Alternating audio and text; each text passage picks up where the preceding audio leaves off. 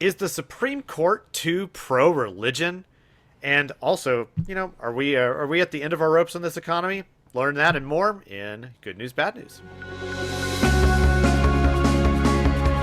Welcome to Good News, Bad News, the Libertarian Christian Roundtable, where every other week we challenge the status quo and give you the Libertarian Christian analysis of what's happening in your world. Welcome back to Good News, Bad News, the Libertarian Christian Roundtable. I'm Dr. Norman Horn, your host for tonight, and with me today I have Carrie Baldwin, Matthew Bellis, and Aaron Sepulveda. We are here today with all sorts of news of the day, and we are excited to get to talk to you once again. Thanks for joining us, and if you wouldn't mind, please like and subscribe to this video, or if you're on YouTube, or please give us a nice review and subscribe on your favorite podcast catcher or whatever you call them these days. But let's get right into it, folks. We appreciate your support, but let's talk about the weirdness in the news today. I saw an article recently in the New York Times that suggested that now we have the most pro-religion Supreme Court of the last 100 years. And it was rather funny on its face, because the argument was basing that entirely on Supreme Court cases where the Supreme Court ruled in favor of some type of religious liberty. So it's almost as if the New York Times was even saying, like it's a bad thing that we're becoming more pro-religious liberty in the Supreme Court, and also, well, it's just really ridiculous. But in particular, this was spawned by the recent Supreme Court case in Maine, or rather, the Supreme Court case that came out of Maine, I suppose we should say, where the issue at hand was that apparently the state of Maine has a kind of a voucher system that's going on now, to where if you live far enough away from a public school, instead of you can get the tax money back that you would have normally contributed to your local public school, and then instead use that to go to the private school of your choice. Originally, the law was specified that it should be non-sectarian. And so parents sued and won in the Supreme Court that they should be allowed to spend that with a religious school. And rightfully so. I mean, it doesn't make any sense otherwise. But it is interesting that this went down in the first place, that it did end up as a victory in the Supreme Court. And then, of course, it brings up the question of, are vouchers a good idea? So what do you guys think? What do you think about this case, first of all, and even the assertion that, like, well, are we entering this new era of pro-religious liberty anymore? Is this happening? Gasp! Gasp! The air has gone out of my lungs like a deflated bike tire. It's just absolutely terrible that we should be thinking about religious schooling and having some sort of parity with our own money as the benefits that the government schools get. So, strange times we live in. Perhaps so. Well, I guess I gotta say, I'm actually not a fan of the voucher system, and I'll tell you why. For years, there have been people pushing for homeschoolers to be able to get some sort of voucher, some sort of, amount of money, ostensibly from their property taxes, in order to fund their homeschooling ventures. And homeschoolers, like grassroots, so this isn't like homeschooling, organizations, non-profits or whatever that are advocating, lobbying on our behalf or anything like that. Actual homeschoolers have objected to that, because that means that the state gets to define what a homeschool is. Like, they have to, in order for them to say, okay, we're going to give you this money in order to use it on X, they have to define whatever X is. And so homeschoolers have always seen that as a backdoor to regulating homeschooling, because then they have to define it.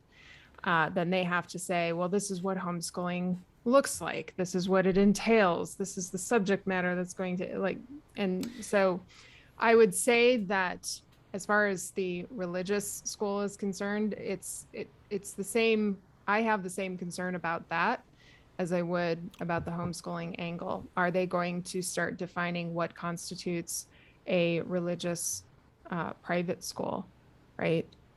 What are the Christians going to say if it's a satanic school or whatever? It just opens up a can of worms. You're exactly right. In like, I'm gonna give you a 95% on that one. Your assessment of gear on that one, yeah. Well, part of it is it may be just slightly different wording. You use the word define, and also I kind of regulate is perhaps the more kind of imminent threat. I'll tell you, you regulate through the definition, and then by saying, okay, we get to have a say in where this money goes, and we've defined where this money can go. Now we're going to take a step further and start to regulate. Now you have to test. So that here's why I kind of slightly differ, is that they already tend to define what the homeschool is. The restrictions that they put upon it is they really don't. Well, okay. That's state by state. Yes, exactly. That's the thing. Is that it depends on where you are. There are differing. There's 50 different states, and you can go to hslda, .org or whatever, and probably get all of the different, aspects. And I mean, for instance, it's very interesting to consider that there are states like California that are actually less restrictive in their homeschooling laws than, say, the state of Illinois. Right. Yeah. So go figure that one out.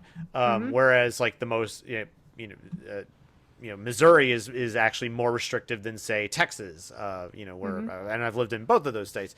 And interestingly, it's like, I remember, because a lot of people, well, for some listeners who may not know this, but we started homeschooling as a family when I was in 6th grade. I was 11 years old, and when we moved to Missouri for the first time.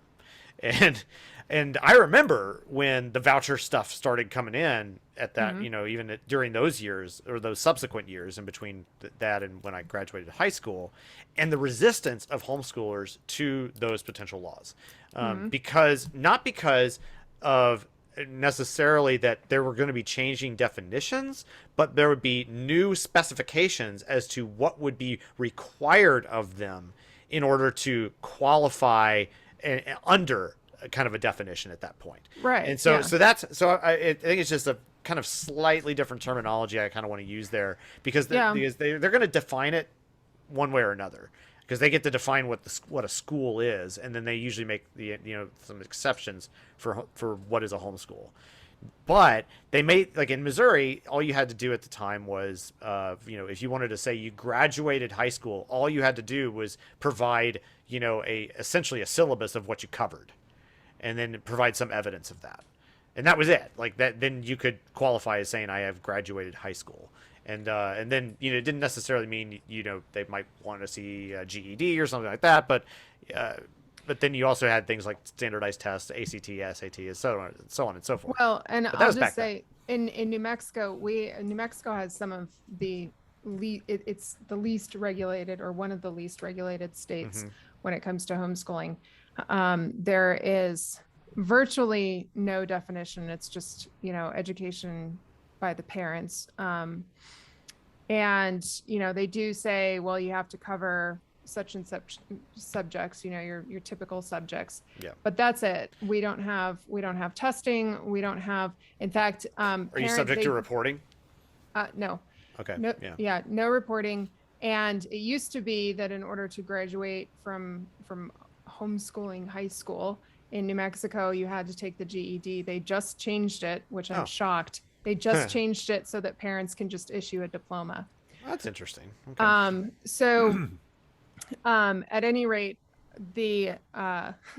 so when I hear about these vouchers, I think, I'm thinking in the context of New Mexico, and What's I'm thinking the backdoor regulation.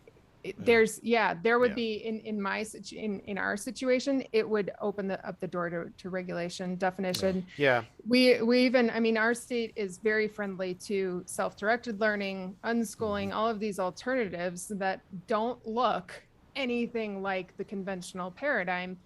And those they're arguably better models for many kids. And those are the models that are likely to get sort of, discarded as this doesn't qualify for the voucher program. So if the sentiment is the money should follow the children, which is a great sentiment, then what it should be is a reduction in property taxes. That's it. Yeah. Yeah. So it's funny. I'm sorry. Go ahead, Matt. Well, I was just saying that this is the thing that we always constantly find ourselves in our society, being an overly regulated and overly legislated society, where there wants one group to have parity with another group so that nobody is left behind. But we continuously get into this situation where we create new situations and laws that have these potentials for backdoor regulation. It's just a vicious cycle. We just keep going over it over and over again. It's okay. My input in this one is, okay, the idea will be that property taxes will be just reduced and that's it. That does not pertain to federal government intervention, because I think most of the money that schools receive is federal. It's federal, not so much from property tax, although obviously property taxes. No, most of it's property tax. Yeah. I'll have to look in, but I'm most glad you guys public told me. school funding does come via the state Property level. tax. Yeah. Okay, then the next is since that's not available, what's the next best option? For what? The property Funding? taxes are not available? Yeah, reducing property tax is not available. What's the next one? So like if you have a homeschooler or a private schooler that doesn't own their house and therefore doesn't pay property taxes, is that what you're asking? No. Let's say we cannot get to reduce property taxes. What's the next best option? Should we still reject vouchers? Sales taxes. No, vouchers. I'm saying. Oh, So the Should next we one? still reject vouchers? Yes. I think this is a situation where it sounds good in the short term and maybe has short-term benefits, but the long-term unintended consequences, I think are fairly obvious for anybody who can see what government does when it gets its fingers in an area of society. There play a little bit of the devil's advocate for a second. And I think there is one sense in which this does make sort of a circuitous sense for the religious schools that exist. So most of the time, if you form a school that is of one way or another accredited in the state where it is founded, you are going to conform by law to the specifications and regulations that the state has already set forth. And so it is arguable, and not having read the Maine Supreme Court case, I don't know if this was made as an argument, but if Maine religious schools are having to still conform to the standards and regulations of that any private school would have to, without money, then it does stand to reason that it would be, as was argued in the Supreme Court case, that this was essentially a discrimination against religious people and their preferences. So that was the basis of the Supreme Court case and the decision that was made, is that the voucher program, their suit was valid because not allowing the vouchers to be used for the religious schools was an infringement on their free exercise of religious practice. Because they're already regulated. Yes, and I think but that would be accreditation isn't connected to receiving tax dollars as form of payment for tuition and no, fees it's or like something no, that. it's licensing. No, they're not receiving. These schools are not receiving monies already. Okay, because gonna you be have the regulated no matter what. example, you have the example of Hillsdale College. Now, I'm assuming Hillsdale College is accredited, but they take absolutely no funding. Right, but we're talking primary and secondary schools, not colleges here. Okay, but Yeah. what's But the it's a difference? good We're reference. talking about private schools, Yeah. I like the which- example, Carrie. which are still very similar.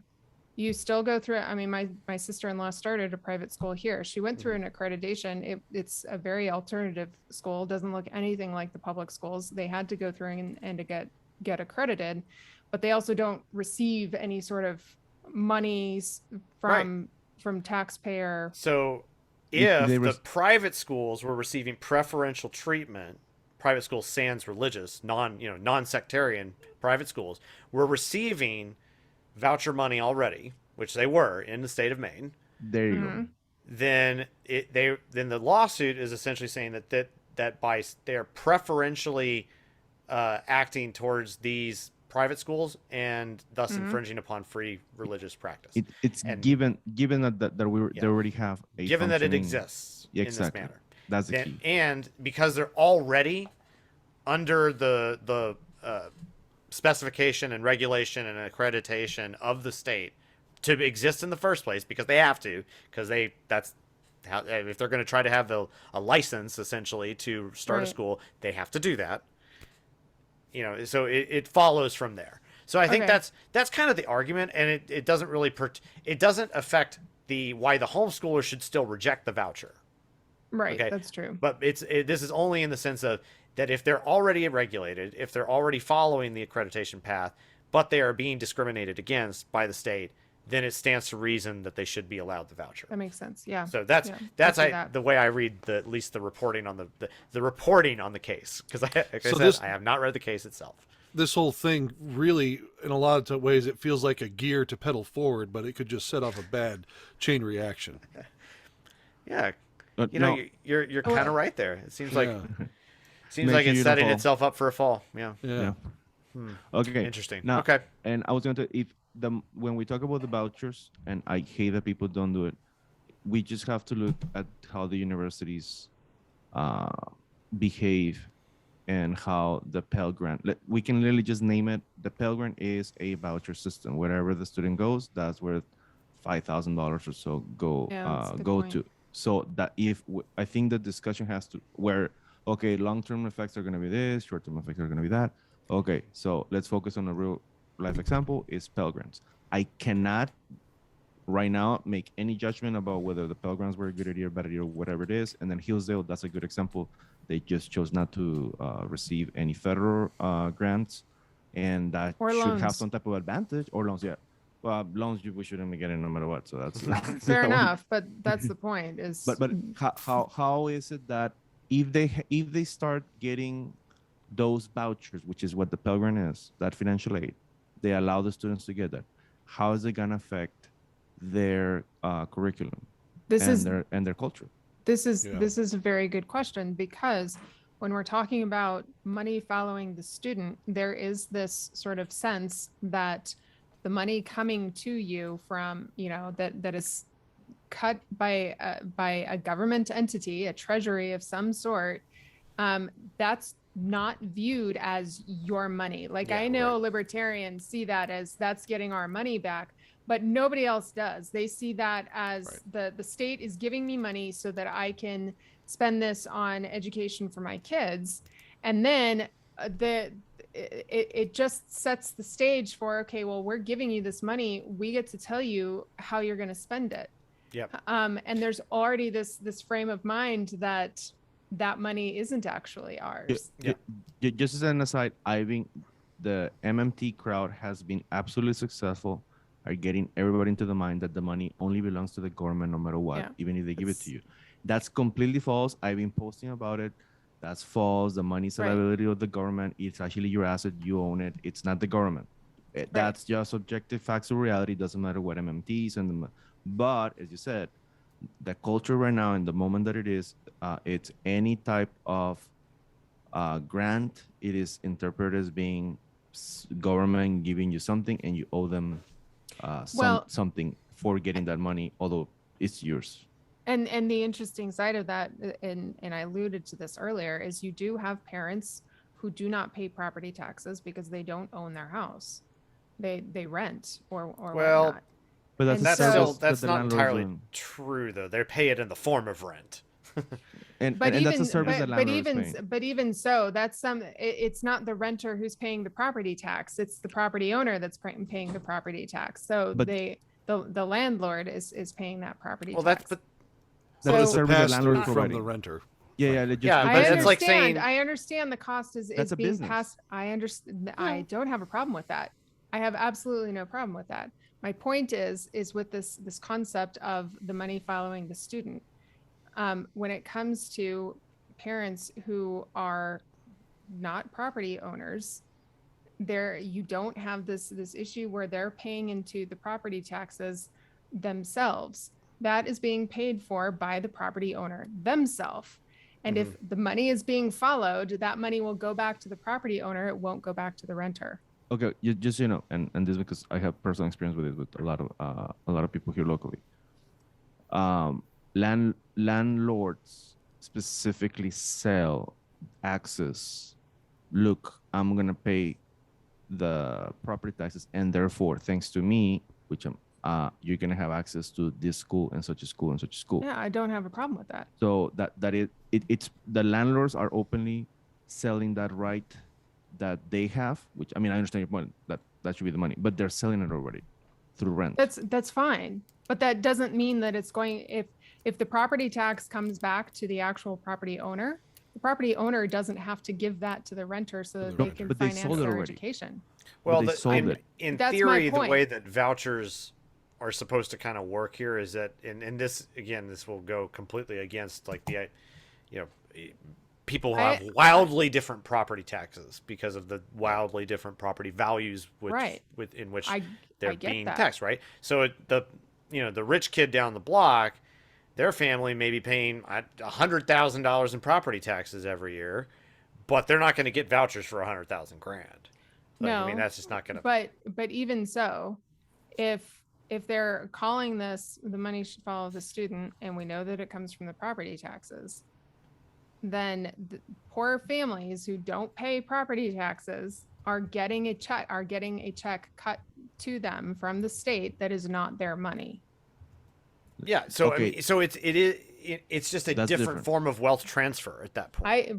Yeah. I So know. I'm, Okay, okay, but- that's fine. That's like So it's people that are not paying rent. What? You're talking about people that are so poor that they're not even paying rent. Someone's paying No, the I'm rent for talking them. about people who are paying rent. Okay, the problem is that the people that are paying rent, they've been sold that right already. That the landlord already sold them the right through rent. And the reason why I say this is because landlords literally tell you have the right to such and such school and all that. They when they're talking to you about like renting, that okay, this is But the they school aren't you have selling. access. But they aren't giving. The whole point of the voucher is for that money to come back to the parents so that they can pay for the education. There you go. That they already paid through rent because it was sold to So them. is the landlord back. going Well- to give them that voucher system back, like that voucher money back?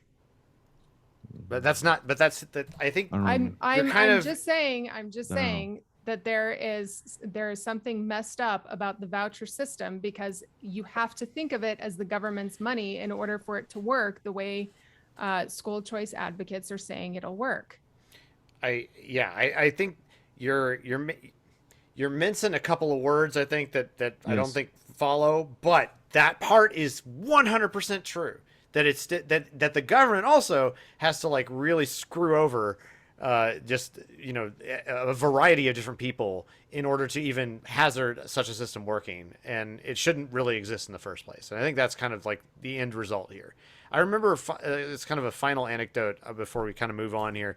I at one point in my kind of legislative activism days, back in like the early 2010s, I was in a conversation with a Texas legislator who was trying to put forward a voucher bill, and I challenged him in front of a large room of people, mind you, basically saying, okay, so what's you claim that this bill is not going to have, that this is going to provide for a voucher program, but it will not exert any controls on the schools that are going to receive the vouchers. He says, yes, that is the way it is. I was like, what guarantee can you make that that at some point in the future that it will not be possible for future legislators to be able to address the fact that they are not being regulated for any given reason, and then try to put forward something else that then will tie regulation into it? And he says, well, like, I don't know, like, I can't do that. It's like, well, Norman, I'm trying to get elected this season. Okay, but you see no. So hold on. So then I told him, I point blank told him, is like, then what you should be doing is reducing people's taxes and not trying to just create another wealth transfer program. And I stepped I stepped down. And it was like, and it got a okay. It was great. My question is, can you guys guarantee that that the government is not going to regulate, thanks to the fact that there are no voucher systems, that they're not going to regulate private schools and homeschooling? Well, and the thanks to the fact that we don't have. Well, and I'll say, at least as far as New Mexico is concerned, they have had a very hard time regulating homeschooling here. And we don't have money coming back to us. They've tried to regulate, they've tried to do all kinds of backdoor approaches through the bureaucracy, and they've failed to because they can't make you do anything when there's not the money involved. That's the thing, and that's kind of the holy grail here that that homeschoolers have kept on holding on to. Homeschoolers know this. Yes.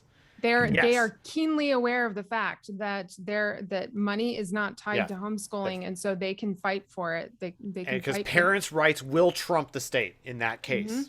Mm-hmm. That is the reality. So that's and so I think we can leave it there. And there's this is a fascinating topic.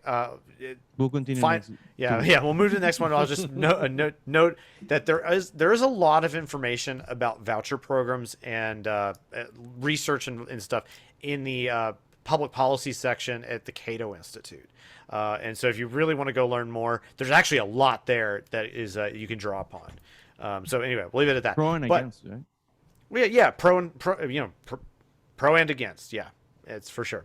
So, but moving on, we do have other things we can talk about, and I think that the thing on everybody's mind right now is the insane state of the economy and just the variety of things that we are experiencing even now.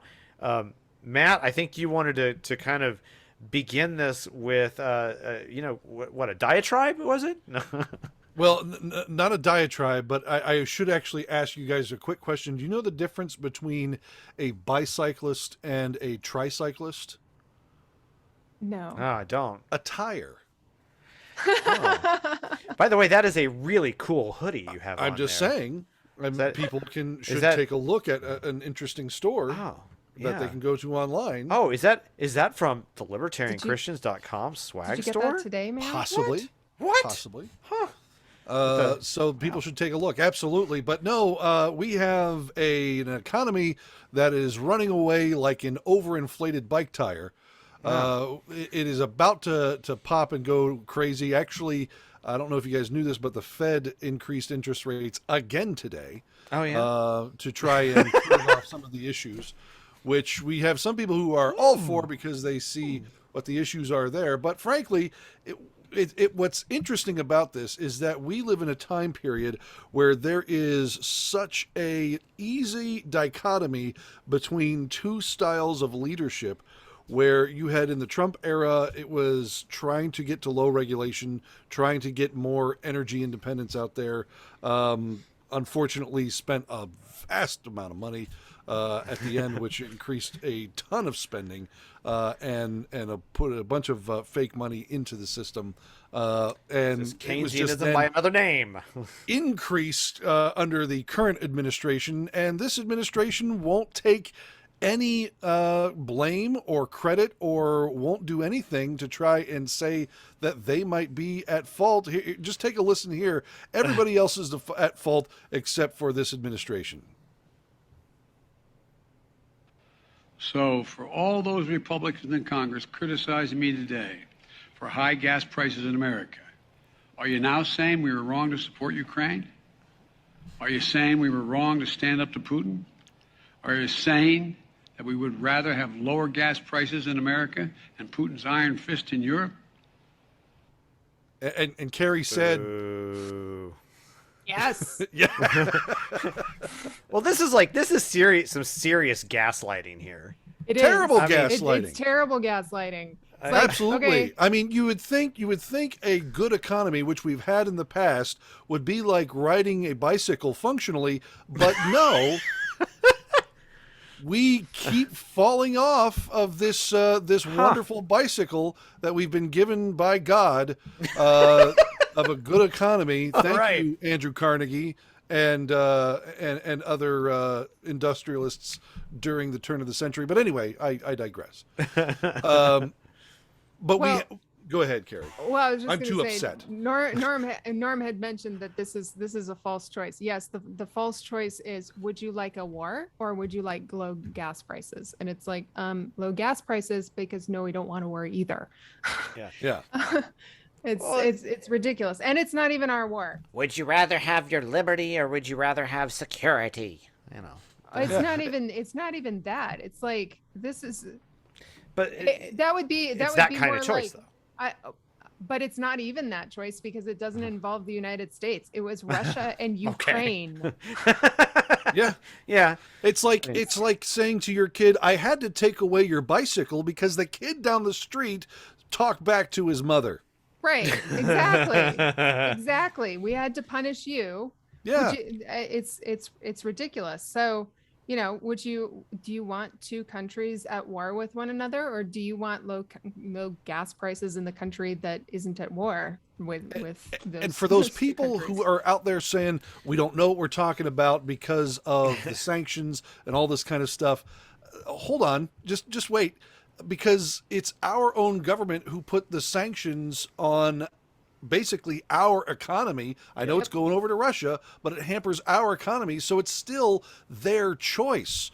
And not to mention that Biden, during his administration, the first few days of his administration, was talking about how we're going to end drilling and we're going to not allow any kind of offshore production. We're going to stop pipelines from being built. Yeah. We're not going to do all of the things. The government regulates the drilling, the production, the distribution, and the sale of gasoline. But no, we don't have anything to do with these high prices. It's everybody else. Well, just take a look at this graph, Mr. I Know Nothing. Yeah. We Sweet. see They're even doing it in price per therm. That's Exactly. so There nice. you So go. nice to see. In pence. well, this does come from the BBC, but it's from a Bloomberg source as well, just to show that, yes, this is an issue well before. We're not even into 2020 here on these prices. This is an issue well before the whole Ukraine issue because of bad leadership. Take some responsibility or credit somebody, please. That was a beautiful chart. It was. I picked it for you. I know it. I know it's. I mean, I'm a big fan of science and whatnot. So I would just note there. It's now? just a conversion. It's just a conversion unit and whatnot. But do you any of you guys know what a therm is? You know what that actually? No. Please educate us. Norman. If Probably that don't were want to, but if that were written by somebody in the United States, they would have used BTUs or British thermal units. But that's the way they talk about it over there. I see. Yes. I see. But At least Norm likes real science and not science in quotations. yeah, I'm not part of the IFLS crowd, as they say. The scientists. Yeah. Scientism. Yeah. Anyway, that was fun. Well, it's interesting to consider here that these sanctions that you mentioned are really like the major driving factor for why it's well above just the cost of inflation or the increase via inflation itself. Yeah. But because oil is a globalized good, that the moment you cut off one of the largest competitors from being involved in a market, well, guess what? That means that the price of competition is going to go up.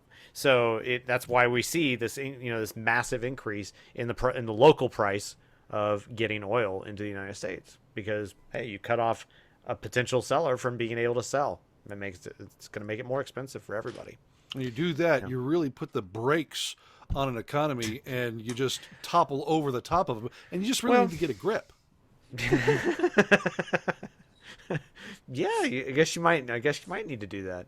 But it is interesting though. Like, energy prices only drive a small amount of the I shouldn't say a small amount, but it in the grand scheme of the rest of the economy, it drives only a portion of it. Like, and so it doesn't account for the fact that we're seeing price level rises across the board. And this is an interesting argument that's actually been discussed on other podcasts and whatnot, even amongst other libertarians. I think Tom Woods did this recently, where he talked about, well, if it was really just oil prices that were driving things, like you couldn't possibly say it's only the oil price that is responsible for inflation, because if it was just the oil price that was going up, then the demand for other goods would correspondingly have to go, would go the other direction.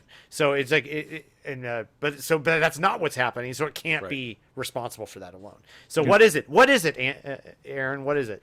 Okay, I have like tons of graphs to show, guys. So please, yeah, keep up with me, because I have no clue how to make this short. Do they have therms in them? No. You hear that? Okay. He has no idea how to make this short. Doggone it.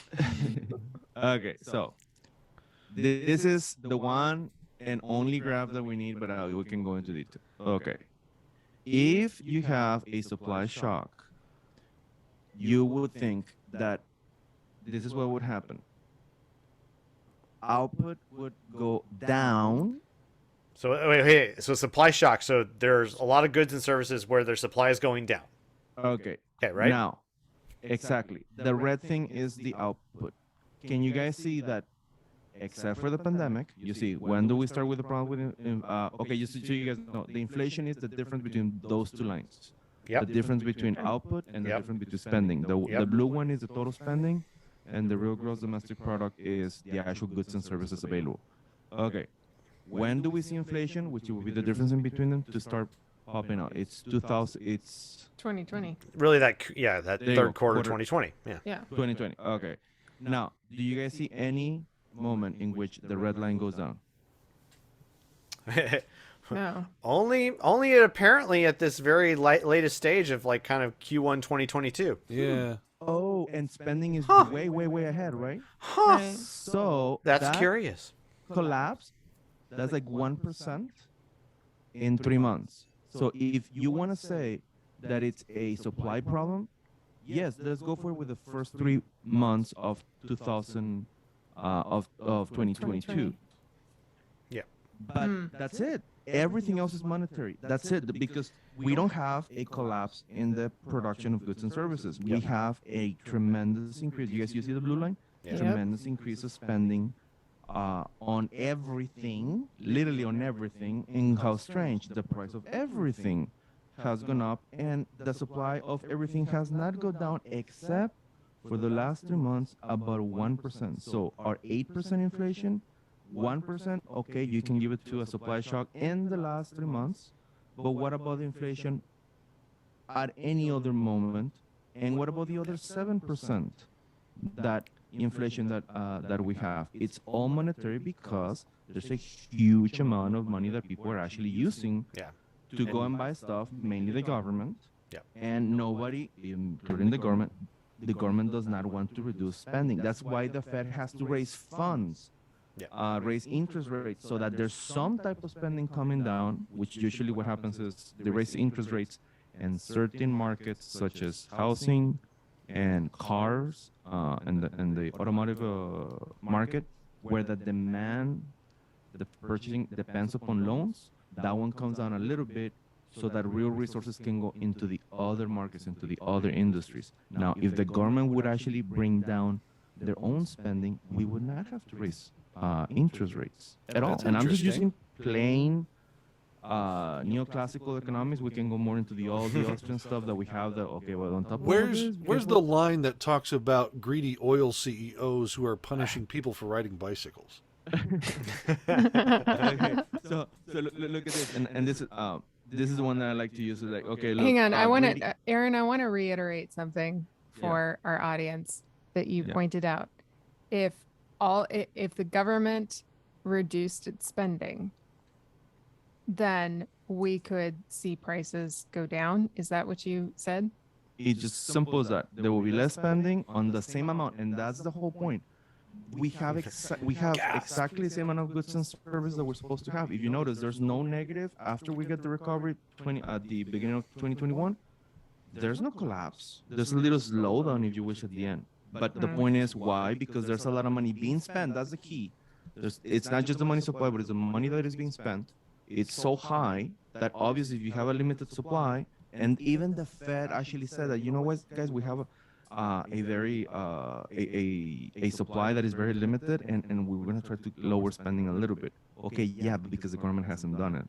So it's just as simple as that. All the government has to do is to reduce spending, and real resources are going to go everywhere. Because if you guys see on the graph, we do not have less supply than before the pandemic. We have more supply than It's interesting if you look prior to the to COVID, where it's almost as if we are producing more than we're spending, that we were in a net positive status as an economy than we are now. It was, yeah, it was the closest you can get. Actually, okay, just so you guys know. There's no error bars on any of this. So Yeah, 2014 and 2015 were a little even better. Wow. Anyway. yeah, well, Yeah, just so you guys know. this is just But I one know what you reason why, you know, for all of our listeners out here just on the podcast version of this, you should be watching this on YouTube. Yes. you get all the Yes. you get all the fun Beautiful graphs and chart. No. we talk about then terms. Just wait till we go to a pay when- service. When you guys were talking about, if it was the profits or something, okay, this is just what is happening. This is the total consumer demand, and this is the amount of goods available. Okay, we're spending that a one more lot more time. money than the consumers. You notice the final goods that we're producing are way more than we had before the pandemic. That there's no way out of it. We have more goods and services than before the pandemic. Oh, what is it that we have a lot more of it?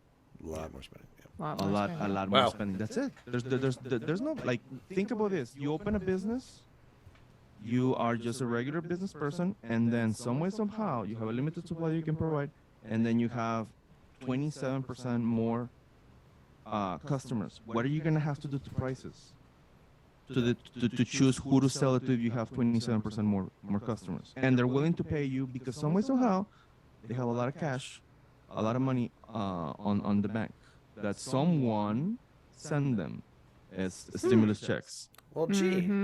How do you decide who you're gonna sell and who you're not gonna sell? Because you don't have any financial. You have the same supply as ever. You have the supply that you're supposed to have, but everybody has a lot more money and they're willing to spend it. What are you gonna have to do to prices? Raise them. And guess what?